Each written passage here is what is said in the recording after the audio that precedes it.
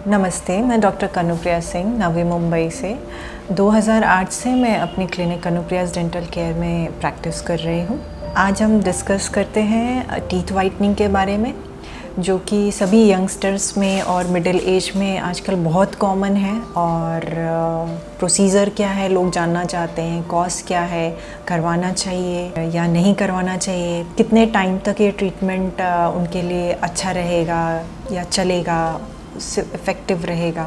तो teeth whitening जब भी हमारे पास सवाल आता है तो पहले तो हम लोग एग्ज़ामिन करना पसंद करते हैं पेशेंट्स को कि टीथ वाइटनिंग कराना क्यों चाहता है पेशेंट। अगर आपके दांतों पे टार्टर डिपॉजिट होता है लोग बोलते हैं, या नॉर्मल स्टेन है खाना पीना खाने के या चाय कॉफ़ी के स्टेन है कुछ हद तक है, तो पहले तो हम लोग दांतों को साफ़ करना एडवाइस करते हैं, जिसको हम लोग स्केलिंग या ओरल प्रोफाइलेक्सिस करते हैं। तो अगर पेशेंट उतना सेटिस्फाई हो जाता है, उसके बाद में उसको दांतों का कलर बराबर लगता है तो ठीक है, वाइटनिंग की ज़रूरत नहीं है। बट कुछ लोगों के दांतों का शेड या दांतों का कलर जो होता है वो डार्क होता है, पीला होता है, या कुछ दवाएं जो उन्होंने बचपन में ली थी, usually at the time of birth जब भी उनका हुआ था, तो टेट्रासाइक्लिन के स्टेन जो एक कॉमन दवा है, या फ्लोराइड का स्टेन होता है, या पान मसाला ज़्यादा खाते हैं लोग, और या तो स्मोकिंग ज़्यादा करते हैं, या चाय कॉफ़ी ज़्यादा पीते हैं दिन में।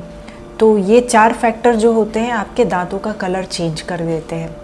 अभी इसमें से कौन सा आपके लिए है तो उस हिसाब से आपका ट्रीटमेंट डिसाइड होगा, और उसके हिसाब से उसकी जो टाइम पीरियड की कितने दिनों तक ये चलेगा उस फैक्टर पे डिपेंड करता है कि आपके केस में फ्लोराइड का स्टेन है, टेट्रासाइक्लिन का स्टेन है, चाय कॉफ़ी का स्टेन है, या पान मसाले का स्टेन है, और अगर स्मोकिंग का स्टेन है। सबसे पहले अगर टेट्रासाइक्लिन या फ्लोराइड के स्टेन है अगर देखा जाए, ये केसेस ऐसे होते हैं जहाँ पे जो दांतों का कलर ब्राउन हो जाता है या ग्रे कलर का हो जाता है टेट्रासाइक्लिन के स्टेन में।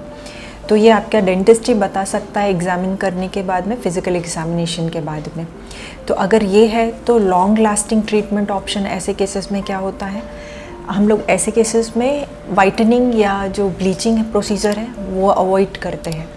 तो अगर ग्रेड या फ्लोरोसिस के स्टेन बहुत ज़्यादा हैं, डिपेंड करता है ग्रेड 1 है, 2 है या 3 है। 1 का मतलब थोड़ा है, 2 का मतलब मीडियम है, और 3 का मतलब बहुत ही डार्क स्टेन्स है जहाँ पे आपका इनामल लेयर अफेक्टेड है। तो ऐसे केसेस में कोई भी केमिकल ब्लीचिंग या वाइटनिंग एडवाइस नहीं होती है, क्योंकि वो लॉन्ग लास्टिंग भी नहीं होती है पेशेंट के लिए, ज़्यादा ड्यूरेबल भी नहीं है, और हाइपर सेंसिटिविटी या दांतों में झंझनाहट ज़्यादा देगी।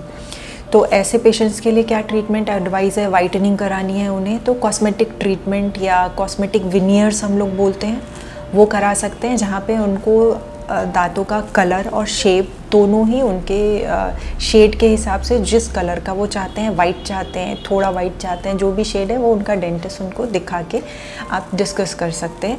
तो ऐसे विनियर्स के जो केसेस होते हैं जहाँ पे आप करवाते हैं तो वो ज़्यादा लॉन्ग लास्टिंग होते हैं, 15-20 साल तक भी जा सकते हैं अगर आप उनको अच्छे से कैरी करते हैं, केयर करते हैं। ये 2 ट्रीटमेंट तो फ्लोराइड और टेट्रासाइक्लिन के स्टेन्स के हो गए। अभी हम डिस्कस करते हैं पान मसाले का स्टेन। अगर आप पान मसाला या तंबाकू रोज़ाना खा रहे हैं, बहुत ज़्यादा खा रहे हैं, या चाय कॉफ़ी ज़्यादा पी रहे हैं, या स्मोकिंग ज़्यादा कर रहे हैं, तो ये तीनों ही कंडीशन में हम क्लिनिकल वाइटनिंग या in office whitening procedure patients को एडवाइस करते हैं। और इन ऑफिस वाइटनिंग प्रोसीजर में हम लोग केमिकल्स कुछ यूज़ करते हैं, या जेल फॉर्म में जो हमारे पास मटेरियल्स अवेलेबल होते हैं जो ब्रांडेड होते हैं वो हम लोग यूज़ करते हैं। तो उसके लिए सबसे पहले दांतों की सफाई करना ज़रूरी है। सफाई करने के बाद में एक जेल यूज़ करेंगे हम। वो जेल आपके दांतों की सरफेस के ऊपर में लगाया जाएगा, जहाँ पे आपको एक जिंजाइवल या आपका गम प्रोटेक्शन पहले लेयर लगाने के बाद में जेल्स को लगाया जाएगा बारी बारी से सभी दांतों पे। लगाने के बाद में 30 मिनट्स या 20 मिनट्स का एक साइकिल होता है, जहाँ पे लाइट्स कुछ ऐड की जाती हैं, वाइटनिंग लाइट्स आती हैं कभी, वो यूज़ करते हैं। तो 20 मिनट्स की साइकिल में आपका डिपेंड करता है, दांत ज़्यादा येलो हैं तो 2 साइकिल्स की ज़रूरत पड़ सकती है, और आपको वैसे रिज़ल्ट आपके जो डिज़ायर्ड या मनचाहे रिज़ल्ट्स डेफिनेटली आपको मिलते हैं, 1 या 2 साइकिल में ही मिल जाते हैं। अगर उसके बावजूद भी किसी का ज़्यादा येलो है या पीलापन ज़्यादा है तो हम लोग 2 साइकिल करने के बाद में पेशेंट को वेट करना एडवाइस करते हैं कि 2 हफ्ते बाद वो वापस से एक और साइकिल करा सकते हैं। ऐसा क्यों करते हैं? क्योंकि ताकि दांतों में झंझनाहट ज़्यादा ना हो पेशेंट्स को। इमीडिएटली दांतों की सरफेस क्लीन होने के बाद में सेंसिटिव हो जाती है, या उसके अंदर के जो ट्यूब्यूल्स होते हैं दांतों के अंदर के, वो फ्रेश होने के बाद में झंझनाहट ज़्यादा ना दे तो पेशेंट को डिस्कम्फर्ट बढ़ सकता है। ये कंडीशन को अवॉइड करने के लिए 2 हफ्ते के बाद में वाइटनिंग की दूसरी प्रोसीजर आपको एडवाइस की जाएगी। इसके अलावा कुछ होम ब्लीच मेथड भी अवेलेबल है जो डिपेंड करता है पेशेंट्स की कंडीशन कैसी है। अगर उसको हम पेशेंट्स को एडवाइस कर सकते हैं इफ़ेक्टिव है तो होम ब्लीच वेसिकेशंस में हम लोग एक ट्रे बनाएंगे पेशेंट का मेजरमेंट, दांतों का मेजरमेंट लेने के बाद में उस ट्रेज में होम ब्लीच के जो जेल आते हैं वो पेशेंट को हम प्रोवाइड करते हैं और एडवाइस करते हैं यूजुअली नाइट टाइम में लगाने के लिए। वीक में कितने दिन लगाना है, अल्टरनेट डे या 2-3 डेज़ के बाद में कुछ देर के लिए लगाना है, ये पेशेंट्स को उसकी कंडीशन के हिसाब से एडवाइस किए जाएंगे। तो ये 3 प्रोसीजर हैं जिनसे आपके दांतों को वाइट बनाया सकता है। अब दूसरी कंडीशन यहाँ पे ये आती है कि अगर आप चाय, पान मसाला या स्मोकिंग बहुत ज़्यादा करते हैं तो टाइम पीरियड मतलब कितने दिनों तक ये चलेगा ये आपका ट्रीटमेंट। तो पहले तो हम लोग एडवाइस करते हैं अगर ये आप नहीं करेंगे तो काफ़ी लंबा 2-3 साल 4 साल तक भी ये ट्रीटमेंट आपको वैसा ही रहेगा जैसा आपने फर्स्ट डे कराया था। थोड़ा इफ़ेक्ट धीरे धीरे कुछ समय बाद होगा क्योंकि आपके खाने में भी ऐसे कलर्ड फूड प्रोडक्ट्स होते हैं जो एब्जॉर्व करते हैं कलर, तो वो धीरे धीरे डार्क होना शुरू करेगा। तो आपके हिसाब से अगर आप मैनेज करते हैं, स्मोकिंग कम कर देते हैं या छोड़ना चाहते हैं, पान मसाला ये सब अगर छोड़ चुके हैं तो ये ट्रीटमेंट आपके लिए बहुत अच्छा रहेगा। नहीं तो आपको ये रिपीट करवाना पड़ सकता है, 1-2 साल में रिपीट करवाना पड़ सकता है। कि अगर हम विनियर्स ट्रीटमेंट जिन पेशेंट्स के लिए कर रहे हैं उनको क्या नुकसान है, तो कोई नुकसान नहीं है। आपके लिए ज़्यादा फ़ायदा है उसमें कि आपका जो पर्सनल लेवल पे खुद का जो सेटिस्फेक्शन या खुशी है, आपके दांतों की जो चमक है वो आपको नेचुरल दांतों जैसी ही मिलती है क्योंकि वहाँ पे दांतों को ज़्यादा घिसना नहीं पड़ता। आपके नाखूनों जितना पतला होता है ये विनियर प्रोसीजर और आपके दांत पे फिक्स कर दिया जाता है। अग्रेसिव नहीं है, इन्वेजिव नहीं है ये ट्रीटमेंट। तो आप कभी भी बेझिझक इस ट्रीटमेंट को, आजकल बहुत ही ज़्यादा अच्छा और सक्सेसफुल ट्रीटमेंट माना जाता है, तो आप अपना सकते हैं।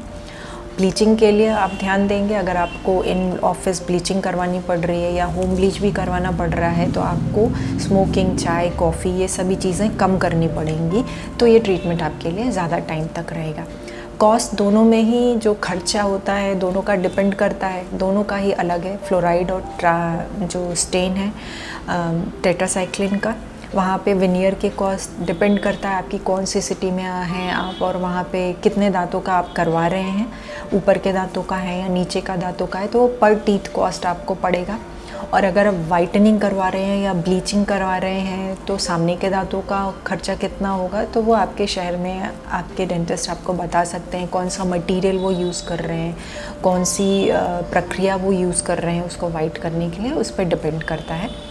तो ये सभी जो बेसिक जानकारी है आपके टीथ वाइटनिंग के लिए, मुझे उम्मीद है कि आपके जो डाउट्स या दिमाग में जो आपके शक थे कि कराना चाहिए या नहीं कराना चाहिए और आप सोच रहे हैं काफ़ी टाइम से कराने के लिए, तो मुझे लगता है ये जानकारी आपके लिए बिल्कुल सही होगी। आप अपने डेंटिस्ट से जाके डिस्कस करिए और ये ट्रीटमेंट बिना झिझक स्टार्ट करा सकते हैं। ये आपके जो इंस्ट्रक्शंस मैंने दिए हैं वो फॉलो करने के बाद में डेफिनेटली ये ट्रीटमेंट हार्मफुल नहीं है, आप डेफिनेटली सोच सकते हैं ये कराने के लिए। Thank you so much.